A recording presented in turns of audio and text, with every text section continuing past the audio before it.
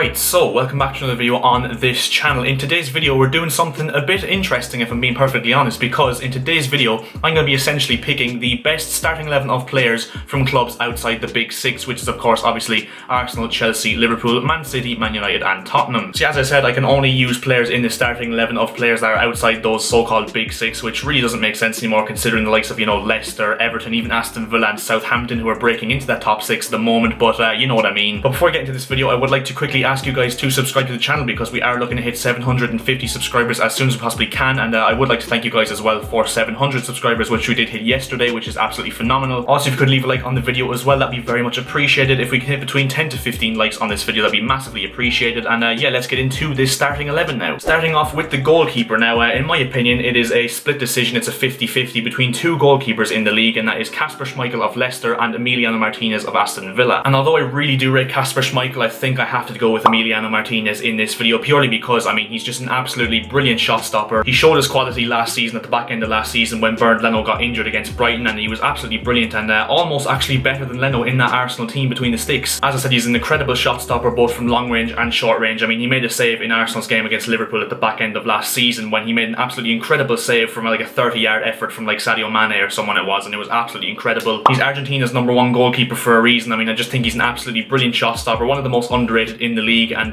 yeah, I think he's definitely the best goalkeeper outside the big six in the Premier League. Now on to right back, and I think there's only one option here, and that is Ricardo Pereira of Leicester. Now, I was tempted to go for Tariq Lamptey because he has been absolutely brilliant so far for Brighton, but I think Pereira is just the ultimate fullback. I mean, he's athletic, he's pacey, he's physical, he's very, very good going forward, he has an end product, he's very good defensively. Yeah, I think Ricardo Pereira basically just has absolutely everything you would want in a modern day right back, and he's been absolutely brilliant for Brendan Rodgers, and I think they definitely miss him now that he's injured, and he's been injured for quite a while now, I think. And yeah, overall, I think Pereira is by far one of the best right backs in the league. He's definitely up there in my opinion with the likes of Trent Alexander-Arnold, Reece James, Kyle Walker, and he's, as I said, he's probably one of the most complete right backs in the league, and that is why I think he deserves to be in this team. And now we move on to the centre back positions, and in my back two, the first centre back I've gone for is Çağlar Söyüncü of Leicester. Now, in my opinion, he's one of the most underrated Premier League centre backs, and purely because, he had a drop off. He got criticism for the drop off in his form at the end of last season, but overall I think the whole Leicester team kind of down tools toward the end of the season, and obviously bottled top 4 in spectacular fashion. But Söyüncü is tall, he's a great reader of the game, he's very physical, he's also got a bit of pace to him as well. He's a great tackler, and overall he's very good on the ball as well, so I think he's pretty much everything you'd ask for in a Premier League centre back. And yeah, overall I think he's definitely anyway, in my opinion, in the top 5 centre backs in the league, up there with the likes of, just behind Van Dijk, Laporte, maybe even like, Thiago Silva. But yeah, I think Söyüncü definitely has to be one of the shoo-ins in this team, and in my opinion, one of the first names in the team sheet if you are doing this sort of Premier League 11. So yeah, Çağlar Söyüncü in centre back, alongside Connor Cody at centre back as well. The Wolves centre back obviously plays in the back 3, but I've gone for a back 2 here, but maybe he might struggle not being in that 3 centre back role in this Wolves side, but overall I think I just have to fit him in this team no matter what formation I do play. In my opinion, one of the most underrated Premier League centre backs, if not players, in the Premier League overall. I mean, he's physical, he's a great reader of the game, he's kind of quick as well, he's very good on the ball, he's brilliant in terms of like,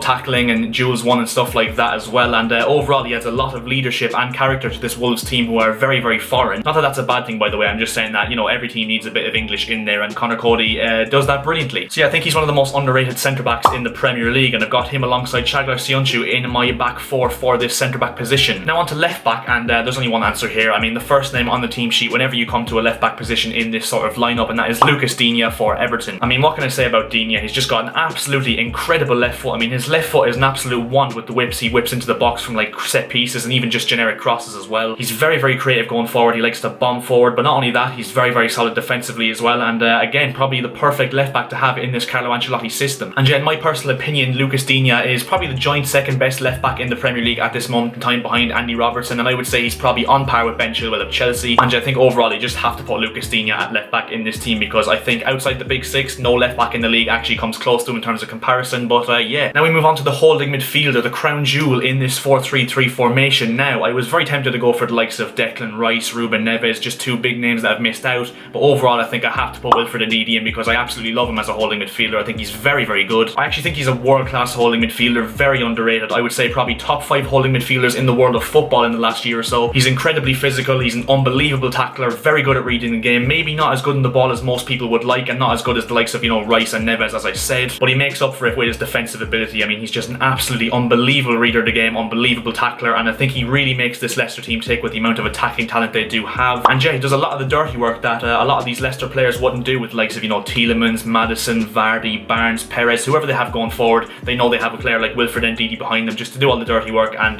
basically just scrape up after them. Now in the box-to-box midfielder role, just ahead of Ndidi, and I've gone for a pretty obvious one here. I don't think you can make this lineup without putting this guy in, and that is Alan of Everton. In my opinion, an absolutely world-class signing for Everton, because he's just an absolutely instrumental part of this Carlo Ancelotti side now. Incredible reader, wins the ball back very, very well. He, you know, gets around the pitch very well. I mean, he covers an absolutely astronomical amount of ground in that Everton midfield. I call him an N'Golo Kante regen because he's pretty much very similar to Kante, and yeah, I think he's a very, very good midfielder at what he does. And yeah, like Ndidi, does the dirty work for this Everton team off the ball, and not only that, but I actually think he's very good at distributing the ball as well forward. So yeah, I think you have to put Alan in this team, and yeah, I've got him alongside Ndidi, two solid defensive-minded midfielders. And in the playmaker midfield role next to Alan, I think it's another one that has to be completely obvious. He was one of my favourite players in the world of football at the moment, and that is Jack Grealish of Aston Villa. I mean, he's just an absolutely exceptional footballer. As I said, one of my favourite players in the world of football right now, which is a massive statement for an Irish fan. I mean, he's just an elegant dribbler. His balance, his agility, you know, everything about him just oozes class. He's fast, he drives forward really well. You know, as I said, he loves to take players on. He's got an end product. You know, he loves a goal, he loves an assist. He's just the ultimate midfielder in my opinion. And yeah, I got a lot of stick for saying that I hope he moves to a bigger club in the future, but I think, you know, I really want to see Jack Grealish playing Champions League football, at least before he retires in his career, or at least before he hits his prime, because I just think he really deserves it. I am happy he's at Aston Villa though, because I think it adds more quality to those mid-table kind of teams, and overall makes the league a better place. And yeah, I think you have to make Jack Grealish somehow fit into this team no matter where he plays. I know he normally plays on the left for Aston Villa in this Dean Smith system, but I just think I have to put him in this team, so I put him in central midfield. And yeah, I just absolutely love Jack Grealish as a player. Now onto the right side of midfield, and I've gone for an Everton midfielder once again, and that is James Rodriguez, another player that I think you can't make this team without putting him in. He's that creative spark for Everton that just manages to unlock defences, you know, every single game for 90 minutes. I mean, he's an absolutely essential part of this Everton team in midfield, alongside, as I said, the likes of Alan. And yeah, you see when he's off form against Manchester United last weekend just how different a team Everton are going forward without James Rodriguez being on song, because as I said, he's so important when he's on his game. And yeah, to be fair, I think he walks into most teams in the league, and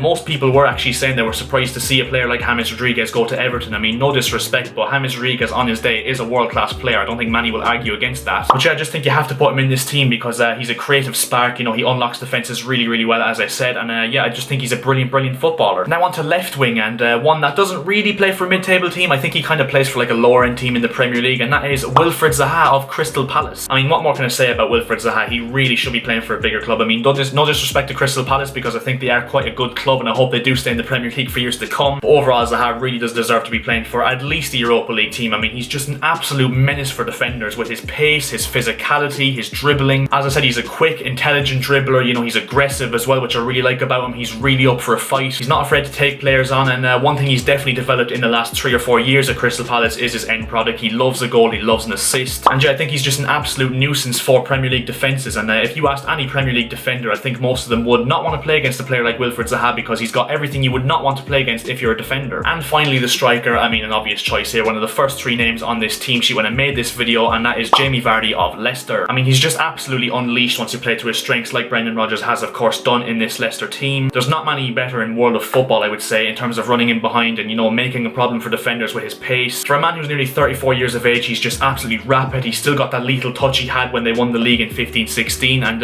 yeah, he gets 20 goals a season, which is just absolutely incredible for a man of his age. One thing I really like about Vardy as well is in the last few years he has turned provider a lot. I mean, he does get quite a lot of assists for someone who you would, like, you know, class as a natural goal scorer. He's very physical as well, and the one thing I really like about Jamie Vardy, which nobody can complain about, is that he gives absolutely everything he has. He gives 110% in every single match, and yeah, I think he just has to be in this team sheet because purely I think he is the best striker outside the top 6. And yeah, so as you can see on your screen, that is the final lineup we have indeed gone for in this video. So if you agree or disagree with any choices I have made in this video, make sure to let me know down in the comment section below and get a bit of debate sparking in the comment section on this one. And yeah, if you did enjoy the video, make sure to drop a like on the video. As I said, 10 to 15 likes would be massively appreciated. Also, if you could subscribe to the channel, we are looking to hit 750 subscribers as soon as we possibly can. So yeah, any subscription you guys do make would help us out massively on the way to achieving that goal, and I'll see you guys in the next video. See ya.